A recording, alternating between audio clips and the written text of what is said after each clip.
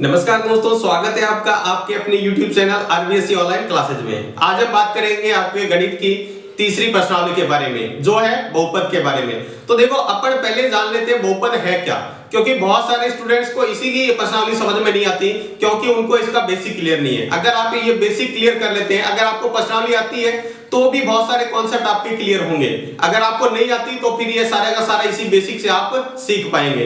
तो देखो, अपन पढ़ेंगे बहुपद है क्या और इसके बारे में पूरी जानकारी प्राप्त करेंगे। यानी इस क्लास में अपन बेसिक के बारे में बहुत ही अच्छे से डिटेल में पढ़ेंगे। तो अगर आपको ये प्रश्नावली बिल्कुल भी नहीं आती है तो आप इसको आसानी से समझ पाएंगे अगर ये बेसिक वाला वीडियो आप पूरा देख लेते हैं। पहले अपन जानकारी प्राप्त करेंगे इसमें बहुपद के बारे में है क्या, इसको कैसे व्यक्त करते हैं, किस तरह से लिखते हैं, किस तरह से बहुपद बनता है, उसके बारे में पूरी जानकारी प्राप्त करेंगे बिल्कुल जीरो लेवल से। तो देखते हैं पहले बहुपद के बारे में, क्या बहुपद होता क्या है। तो देखो, बहुपद कैसे लिखते हैं। देखो, बहुपद के बारे में पहले देखो बहुपद होता क्या, आप देखेंगे तो आपको पता चलेगा। जैसे मान लो कहीं लिखा हुआ हो ax प्लस बी, ये बहुपद हो गया। ये हो गया ax square plus bx plus c, ये भी एक बहुपद है। जैसे लिखा हो ax cube plus bx square plus cx plus d, ये क्या है, बहुपद है। ये सारे क्या है, यहाँ पर बहुपद है। अब देखो, इस बहुपद के अंदर ये जो a b c d, ये सभी क्या है, वास्तविक संख्याएं हैं। वास्तविक संख्या का मतलब जिस संख्या को अपन प्लस में माइनस में इनमें लिख सकते हैं, वो सारी वास्तविक संख्याएं हैं। ये क्या है, वास्तविक संख्याएं हैं। और यहां पर ध्यान रखिए, जो सबसे पहली है वहां जीरो नहीं होना चाहिए। ये जो घात है एक ही जगह जीरो नहीं होना चाहिए, ठीक है। तो ये अपना बहुपद बन गया, ये बहुपद लिख देंगे। अब देखो, इसको प्रकट कैसे करते हैं, यानी लिखते कैसे हैं। कोई भी बहुपद है तो बहुपद को लिखने के लिए ज्यादातर अगर x के अचर के रूप में, यहां पर x क्या है, x है अचर, चर। x क्या है, चर। देखो, अपनी जो राशियां होती है गणित के अंदर, जो राशियां होती है वो दो प्रकार की होती है। कौन कौन सी, एक होती है अचर और एक होती है चर। अब ये अचर और चर क्या है वो भी बताएंगे। जैसे गणित के अंदर सीधी सीधी संख्या लिखी हुई है, मान लो जैसे लिख दिया +5 -7 9, ये सारी संख्या लिखी हुई है 0, तो ये क्या है, अचर राशि है। जबकि अपने x के रूप में लिखते हैं, जैसे x के रूप में हो गया, y के रूप में हो गया, x स्क्वायर हो गया, ये सारी क्या है, अचर राशि है। ये चर है और ये क्या है, अचर राशि। ये चर है, जैसे x के रूप में, y के रूप में अपन कोई भी समीकरण या बहुपद लिखते हैं तो ये क्या है, इसका चर होता है। ये देखो, प्रकट करने के लिए x के रूप में लिख रहे हैं तो जैसे लिख दिया जैसे लिख दिया 5x square plus 3x plus 2, तो ये x के रूप में लिखा हुआ है तो बहुपद को fx के रूप में। आप चाहे तो y के रूप में भी ऐसे लिख सकते हैं। देखो, y के रूप में कैसे, या py भी लिख सकते हैं, fy भी लिख सकते हैं। तो कोई भी आप यहाँ अक्षर लेके आगे उसके ब्रैकेट में लिख देंगे जिसके रूप में आपको बहुपद लिखना है, तो फिर ये y के रूप में बनेगा। जैसे 3y स्क्वायर प्लस 5, तो ये y के रूप में बहुपद है। ये किसके रूप में फॉर्म में है, y के रूप में। तो ये देखो, इसको लिखते कैसे हैं। उसके बाद देखो, अपने पास है बहुपद के पद क्या होते हैं। देखो, देखते हैं बहुपद के पद। बहुपद के पद, देखो बहुपद के पद क्या है। देखो, ये जो लिखे हुए ना, ये बहुपद के पद है। ये पहला, ये दूसरा, इसके अंदर दो बहुपद के पद है। इसके अंदर कितना है, 1 2 और 3 बहुपद के पद है। इसके अंदर कितने हैं, 1 2 3 और 4, तो ये बहुपद के पद कहलाते हैं। बहुपद के पद कहलाते हैं ये जो लिखे हुए हैं, ठीक है। तो बहुपद के पद आपको समझ में आ गया। अब देख रहे हैं बहुपद के गुणांक, पदों के गुणांक।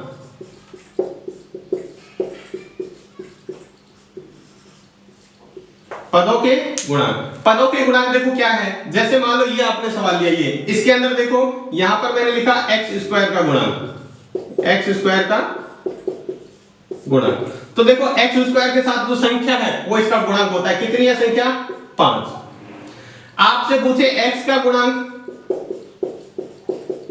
तो x का गुणांक है वो है, देखो कितना है, यहां पर -3 है तो संख्या के साथ माइनस। अगर मान लो कोई संख्या नहीं होती तो फिर क्या लिखते, 1 लिख देते, ठीक है। अगर आपसे पूछे अचर की राशि कितनी है, अचर यानी जिसके साथ कोई भी संख्या सिर्फ संख्या होती है, वो है 2, ठीक है। जैसे मान लो एक और सवाल लेते हैं, यहां पर जैसे ही लिखा हुआ है 3x³ plus x square minus 3x plus 2, तो x³ का गुणांक कौन सा है, ये x³ का गुणांक। x स्क्वायर का गुणा या कुछ भी नहीं है, इसका मतलब क्या है, 1 है, प्लस का 1। एक्स स्क्वायर का गुणक ये रहा और अचर राशि ये रही। तो अपन इस तरह से इसको लिख सकते हैं। इसके बाद देखते हैं बहुपद के पद किस तरह से लिखते हैं, उसको किस तरह से लिखते हैं उसके बारे में। तो देखते हैं, आपको पता है बहुपद के पद, बहुपद के पद देखते हैं किस तरह से। ठीक है, तो इसके अंदर अपन पढ़ेंगे एक पदी, ठीक है, उसके बाद पढ़ेंगे द्विपदी, उसके बाद पढ़ेंगे अपन त्रिपदी। देखो एक पदी कौन सा होता है, द्विपदी और त्रिपदी, इसके बारे में जानते हैं। एक पदी कौन सा होता है, एक पदी कौन से होते हैं, एक पद वाले बहुपद। एक पद वाले बहुपद को क्या कहलाते हैं, एक पदी।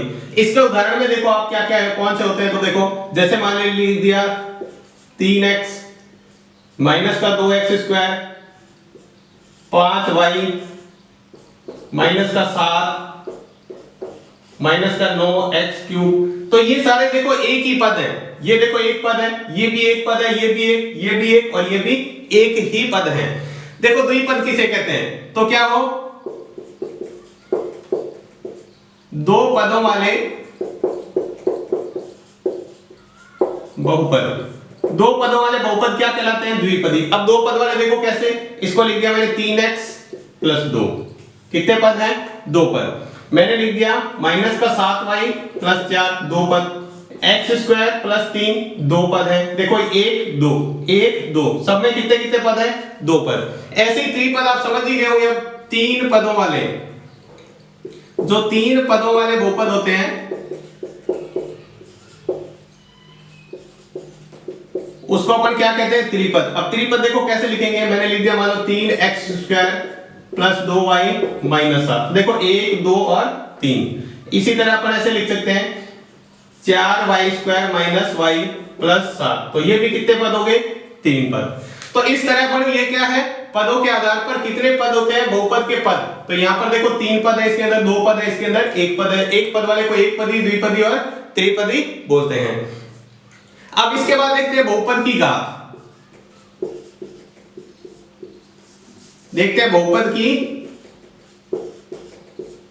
घात क्या होता है। देखो बहुपद की घात, ये तो वैसे तो सारे आप 9th में पढ़ चुके हैं, ये सारी की सारी चीजें आपके 9th में थी। ठीक है, बहुपद की घात क्या होती है, अगर मान लो ये सारे x के रूप में लिखें, यहां पर x ही लिख लेते हैं, वैसे तो y के रूप में लिखे तो भी वो बहुपद ही है, कोई फर्क नहीं पड़ेगा इसके।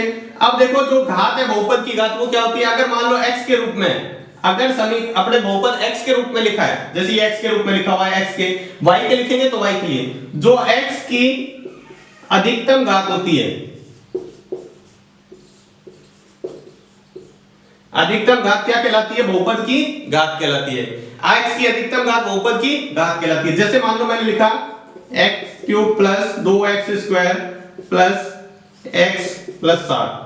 तो यहां इसमें पूछे बहुपद में, ये बहुपद लिखने का तरीका हो गया ये x के रूप में। इसमें पूछे बहुपद की घात कितनी है, तो यहां पर देखो इसकी घात है बहुपद की, देखो आप खुद बताएंगे, यहां पर x की अधिकतम घात कितनी है, 3। तो इस बहुपद की घात कितनी होगी, 3। अगर मान लो ऐसे लिखा, y के रूप में लिख दिया y स्क्वायर प्लस 3, इसकी पूछे तो कितनी है, देखो y स्क्वायर आ रहा है तो घात कितनी हो गई, ये y के रूप में, तो अधिकतम घात कितनी है, 2, तो यहां 2 y के रूप में, ये बहुपद y के रूप में लिखा हुआ है। ठीक है, इसी तरह आप कोई से भी रूप में लिख सकते हैं। तो ये बहुपद की घात जो अधिकतम घात होती है, आपसे पूछे ये x पूछ लिया और ये दिया हुआ है 3, इसमें बताओ बहुपद की घात, तो x है ही नहीं, तो घात कितनी होगी, यहाँ पे 0, घात कितनी होगी, 0। तो इस घात के आधार पर भी बहुपद के अलग अलग पद बांटे हुए हैं, घात के आधार पर भी बहुपद के पद हैं। देखो कैसे, सबसे पहला देखते हैं रेखिक बहुपद। सबसे पहला होता है रेखिक बहुपद, दूसरा है द्विघात बहुपद और तीसरा है त्रिघात बहुपद। ये देखो घातों के आधार पर भी इसको तीन प्रकार से, जैसे पहले पदों के आधार पर एक पदी, द्विपदी, त्रिपदी थे, ये भी है रेखिक बहुपद, द्विघात, त्रिघात। यानी रेखिक बहुपद का मतलब जिस बहुपद की घात 1 हो। ठीक है, जिस बहुपद की अधिकतम घात 1 हो, अधिकतम घात कितनी हो 1, उसको क्या कहेंगे, देख इसमें लिखेंगे जिस बहुपद की अधिकतम घात कितनी हो 2 हो, और इसमें लिखेंगे जिस बहुपद की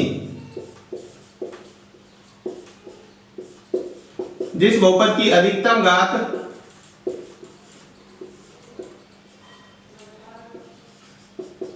1 कितनी हो, तो इसको क्या कहेंगे, त्रिघात बहुपद। अब देखो इसके उदाहरण देखते हैं तो आपको अच्छे से समझ में आएगा। देखो ये चीजें उदाहरण से आपको अच्छे से समझ में आ जाएगी। जैसे मैंने लिखा 3x + 2, तो यहाँ बहुपद की घात x की घात कितनी है, कुछ भी नहीं लिखा, इसका मतलब x की घात कितनी है 1। उसके बाद दूसरा देखते हैं, ये जैसे लिखा हुआ है 3y + 5, तो यहाँ भी y की घात कितनी है 1। अगर मान लो सिर्फ लिखा हुआ है x + 1, तो ये भी यहाँ घात कितनी है 1 घात वाले।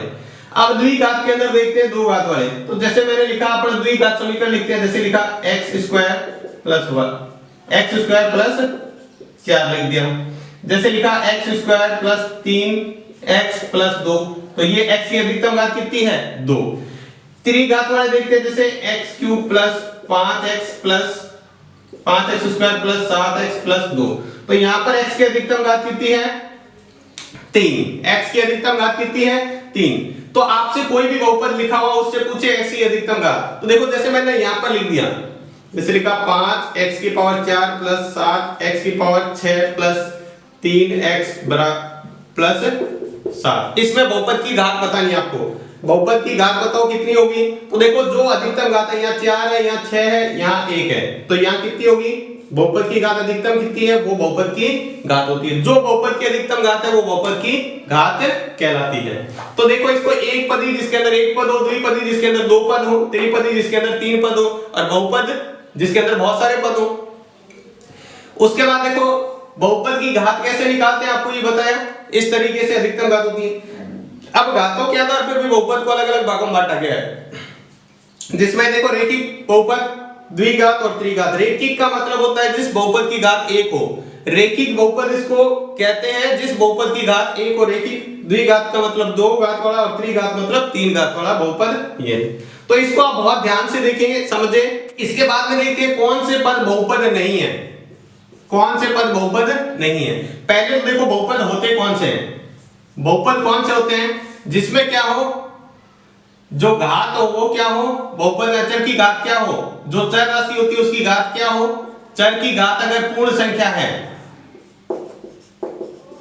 तो वो बहुपद है। पूर्ण संख्या क्या होती है, 0 1 2 3, इस तरह से पूरी संख्या हो, 0 1 2 3 हो, वो क्या होती है, वो होती है पूर्ण संख्या।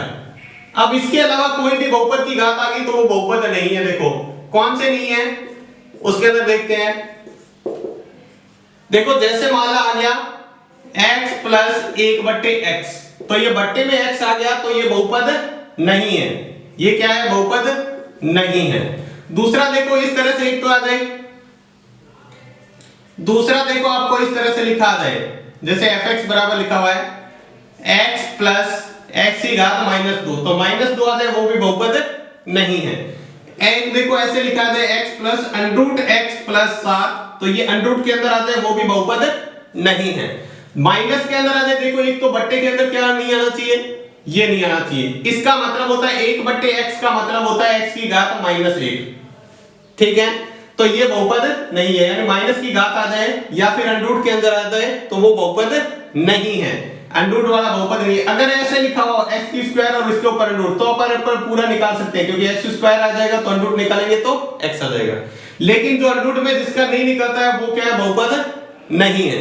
ये आपको चीजें ध्यान में अच्छी तरह रखनी है, तो कौन सा बहुपद है कौन सा नहीं। अब थोड़ा सा देख लेते हैं बहुपद और समीकरण को, बहुपद क्या है और थोड़ी सी समीकरण के बारे में जानकारी प्राप्त कर लेते हैं। दोनों अलग अलग है, देखो क्या डिफरेंस है दोनों में, बहुपद और समीकरण में।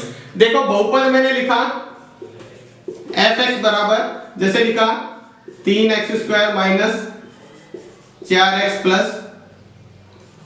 1, ये है बहुपद। जबकि मैं इसको ऐसे लिख देता हूं 3x² माइनस 4x प्लस 1 बराबर 0 लगा दिया तो ये समीकरण बन गई। बराबर 0 लगाते ये क्या बन गया? समीकरण बन गया। ठीक है, तो ये आ गया अपने, ये समीकरण होती है और ये बहुपद होता है। ठीक है, तो अगर इसके वैल्यू देखो कुछ भी हो सकती है इसके मान। ठीक है, इसके मान अपन x के जैसे जैसे मान रखते जाएंगे वैसे वैसे चेंज होता जाएगा। x की जगह 1 रखेंगे तो कुछ और मान आएगा, 2 रखेंगे तो और मान आ जाएगा बहुपद के। लेकिन इसमें क्या है, इसको हल करेंगे तो x के निश्चित मान ही आएंगे, उसके अलावा मान नहीं आएंगे जब बराबर 0 हो गया। तो ये तो होती है समीकरण और ये होते हैं बहुपद। ठीक है, इसको समझ में आया होगा। इसके बाद देखते हैं बीजीय व्यंजक क्या होता है। ये आपको अच्छी तरह समझ में वैसे ही पहले बता चुके हैं, मतलब आपको बहुत सारी कक्षाओं में पढ़ा होगा बीजीय व्यंजक। तो देखो क्या होता है बीजीय व्यंजक। जब अपन चर और अचर के बीच में, किसमें? अचर व चर के बीच में क्या कराते हैं? कोई मूलभूत संक्रियाएं।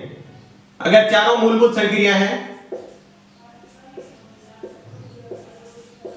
चारों मूलभूत संक्रियाएं अगर लगी हुई है, संक्रियाएं लगी हुई है तो उससे क्या बनता है? वो बनता है बीजीय व्यंजक। अब मूलभूत संक्रियाएं क्या होती है ये चीजें आप समझेंगे। मूलभूत संक्रिया होती है जिसके बीच में जोड़, घटाव, गुणा या भाग हो। चर और अचर के बीच में क्या हो? अगर अपन मूलभूत संक्रिया लगा रहे हैं चारों में से, मूलभूत संक्रिया चार होती है, जोड़ करना, घटाव करना, गुणा या भाग। जब चर और अचर राशि के बीच में ये चारों चीजें करते हैं तो अपने क्या बनता है? बीजीय व्यंजक बनता है। अब अपन देखेंगे बीजीय व्यंजक है उनकी मूलभूत संक्रियाएं करके और फिर देखेंगे इसकी जोड़ और घटाव। बहुपद में जोड़ और घटाव। देखो बहुपद के बारे में जानेंगे।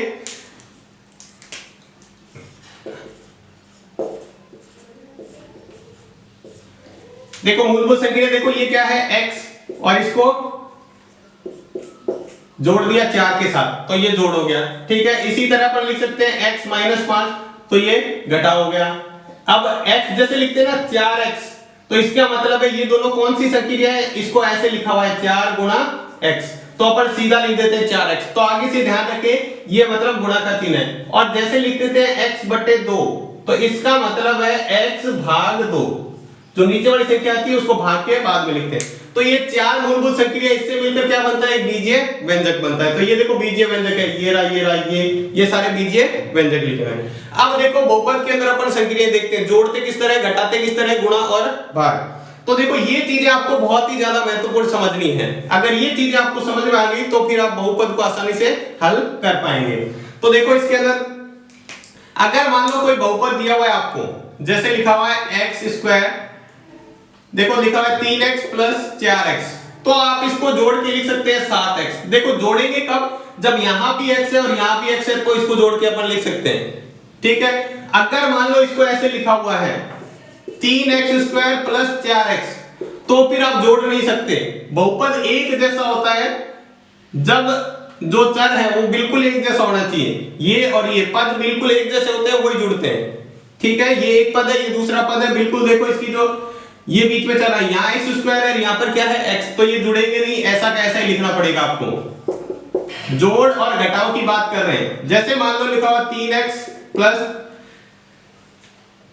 4 + 7 - 7x, तो देखो यहाँ पर x आ रहा है, यहाँ पर x आ रहा है, तो इसको अपन जोड़ और घटा सकते हैं। ये 4 के साथ कुछ नहीं करेंगे, ये 4 ऐसे कैसे। अब देखो ये 3x प्लस का है, ये माइनस का है, तो प्लस और माइनस क्या होता है? माइनस। तो 3 में से 7 घटेगा नहीं, 7 में से 3 घटाएंगे तो कितना बचेगा? 4, और साथ में x लगाना उतना ही जरूरी है, 4x। लेकिन किसका रहेगा? माइनस का, क्योंकि 7 संख्या बड़ी थी। ठीक है, तो ये तो अपने बात की जोड़ और घटाव की। वैसी की वैसी संख्या उसके साथ ही जुड़ सकता है, घट सकता है, दूसरी के साथ नहीं। अगर अपन चाहे x और 4 जोड़ना तो इसको 4x नहीं लिखेंगे, गलत है। आपको ऐसा ही लिखना पड़ेगा, 4x है तो ये x + 4 ही रहेगा, आप इसको कुछ भी नहीं जोड़ सकते, ये ऐसी की ऐसी फॉर्म में रहेगा। अब थोड़ा सा गुणा करना देख लेते हैं। जैसे लिखा हुआ है 4x × 2x, गुणा में और भाग में ध्यान रखिए 4 को 2 से गुणा करेंगे तो हो जाएगा 8। x को x से गुणा करते हैं तो उसकी पावर जुड़ जाती है, इसका मतलब यहाँ पावर 1 है, यहाँ पावर 1 है, तो दोनों जुड़ जाएगी इसी तरह। जैसे लिखा हुआ है 5x² × 3x, ठीक है, माइनस का, तो ये प्लस माइनस है तो गुणा के अंदर आएगा माइनस। अब देखो यहां से x² है और यहाँ x की घात कितनी है? 1। तो टोटल घात कितनी होगी, पहले तो संख्या को गुणा कर लो, 5 को 3 से गुणा करेंगे तो 15 और x की पावर कितनी हो जाएगी 3। देखो 3 कैसे भी x की घात 2 ये रहा, 1 ये रहा, इस तरह से। तो कोई सी भी घात हो एक जैसे पद होने चाहिए यहाँ x के साथ x के साथ। अब देखो जैसे लिखा हुआ 5y स्क्वायर 3x स्क्वायर, तो देखो इसको कैसे लिखेंगे, 5 को 3 से गुणा करो 15 और x स्क्वायर y स्क्वायर ऐसे रहेगा, x स्क्वायर y स्क्वायर चाहे y स्क्वायर x स्क्वायर रखो, ये आपस में घात नहीं जुड़ेगी।